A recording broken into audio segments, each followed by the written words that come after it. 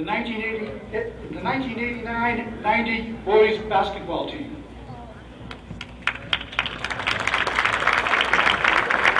And at this time, we would like to show you a video of that magic season.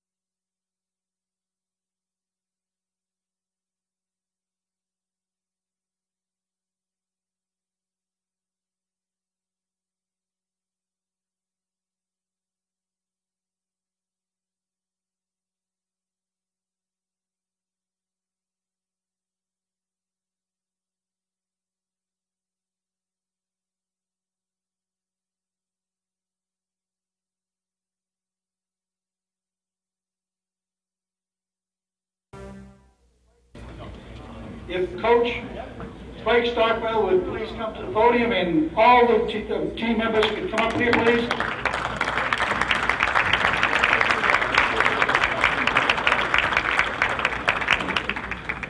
We moved faster than that to 1989-90.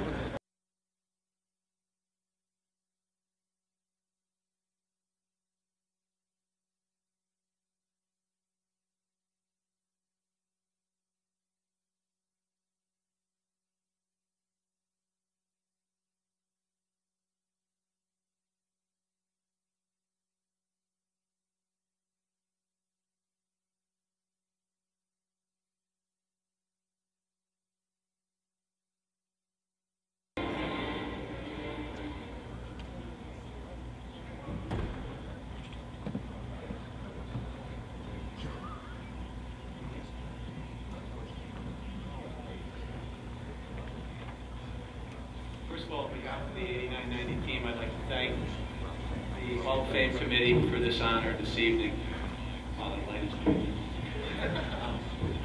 I think the 89-90 team would be the first to admit that this was a process that began a little bit earlier, probably with the 87-88 team, and it just, they were fortunate to be part of a program that really, they came up under a group of people that really put a lot of time and effort and a lot of hard work in over the course of a few years. And the 89-90 season obviously was a championship season. It was a culmination of just a lot of hard work by a lot of people over the course of time.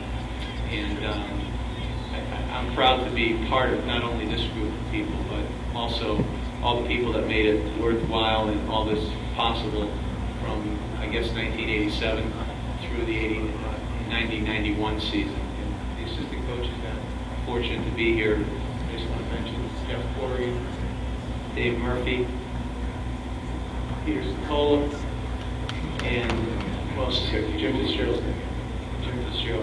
And I think from a player's perspective, it's always nice to hear about a team. So I wanted to kind of turn the mic over to Nick Diodati, who's the captain of the 89-90 team, and just let him share with you a few thoughts about our team and about our program.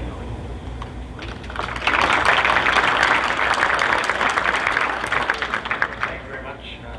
Probably have to move that down. Thank you. You can always count on me.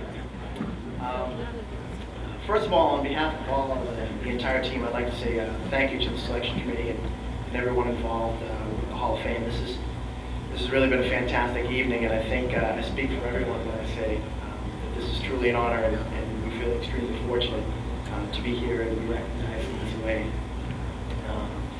When Coach Stockwell told me about this, I was trying to think about what I wanted to say this evening, and I came to the realization that what was really special about this team wasn't just the Middlesex League Championship, which was the first and only in school history, I might add, or the 19-3 record, which was, I believe, until this year, the best in school history. But that this was really the culmination, as Coach said, of a lot of effort, a lot of desire, and a ton of hard work on behalf of so many, and that it really all began when Coach Stockwell took over the program. For so many years, the work ethic, the attitude, and the professionalism that defined the program that Coach Stockwell built had been missing from Watertown basketball. But Coach not only created a winning atmosphere, he really got each of us to buy into his message, and that was crucial for us to succeed. With the additions of Coach Corrigan, Coach Stokola, Coach Fitzgerald, and Coach Murphy, we as players couldn't help but benefit. Looking back, what was truly special about those teams in the late 80s and the early 90s is that the coaching staff was as driven and dedicated to building a top program as the players were. In fact, the coaching staff instilled in each of us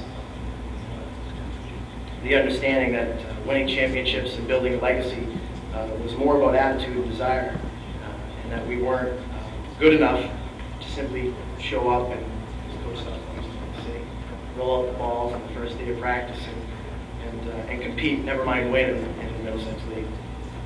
They made it clear to us from the start that if we wanted the glory and the recognition that came along with winning, that we had to be willing to pay the price. And at the same time, they made it obvious through their actions that they were willing to pay the price as well. Through spring leagues, that turned into summer leagues, that turned into fall leagues, we always had the support and guidance of the coaching staff. So I'd like to thank each of them, because without any of them, we really wouldn't be here today. So far, what you may have noticed is that I've really talked about the concept of a program as opposed to this particular team.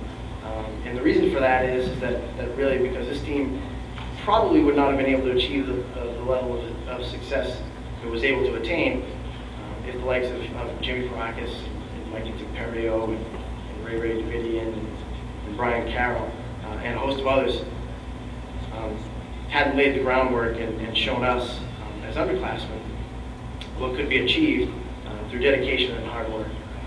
Those early teams really set the bar for what could be accomplished, and we felt the kind of obligation to take it to the next level. So we share this recognition tonight with all of them as well.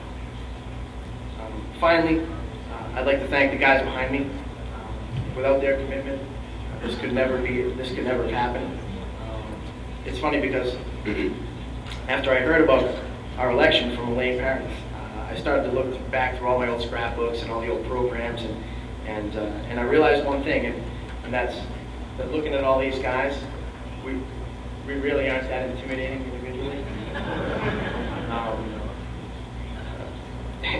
In fact, in looking at that roster, with the exception of Malcolm and maybe Craig, there really wasn't that much in the way of true basketball talent. What we did have, however, was a group of guys who wanted nothing more than to do something special. And when put together, that team was always greater than the sum of its individual parts. Through countless games and hours together, we were able to build a bond that was inseparable. What's funny or interesting is that for us back then, basketball didn't end with the end of the regular season. What I don't think everyone here, or maybe everyone even who knew this team, realized is that this team probably played more games together than any team in Watertown High School history. We played the standard 20 to 25 game schedule, depending upon how we did in the state tournament that the MIAA put together. But before we even got to the season, we were probably playing already close to 70, 80, maybe sometimes 90 games before the season started in various leagues around the state. As mentioned earlier, we played in spring leagues as a team, we played in summer leagues as a team, and we even played in fall leagues as a team. We even went away to camp for 1 week every year as a team, and we played against other teams from around the country. Looking back, there was a level of commitment on behalf of all these guys that was truly special. One of my favorite memories of this team actually happened in the summer of 1989. I don't want to take you back down too far down memory lane, but summer of '89, it was August. It was hot, and we were actually in Newton. I don't know if you guys remember this, but I certainly do. We were getting ready to play a summer league game, and the game itself was scheduled to be a 9 p.m. start, and it was the third game we were actually playing that night. Everybody was exhausted, and I'm sure everybody wanted to go home. But the one thing I'll always remember is that as we huddled before the opening tip, we kind of realized that this was a monumental day for the program, for our program. How many other teams in the league, or in the state for that matter, were actually playing for the third time today? Where was Lexington? Where was Belmont? Where was Melrose? Where was Wakefield? From that grew a sort of pride in what we were sacrificing in order to get better. And that became a rallying cry that kind of typifies the attitude that the guys on this team possessed. The one thing that we were never going to let anyone do was outwork us. We realized early on that the other teams may possess more talent, but we were determined to never let anyone outwork us. This team always came ready to play, and to a man, we left everything we had out on the floor each and every time we took the court. And that's what I'm most proud of when I think of this team, and that's what I'll always remember about each and every one of these guys. Thank you very much.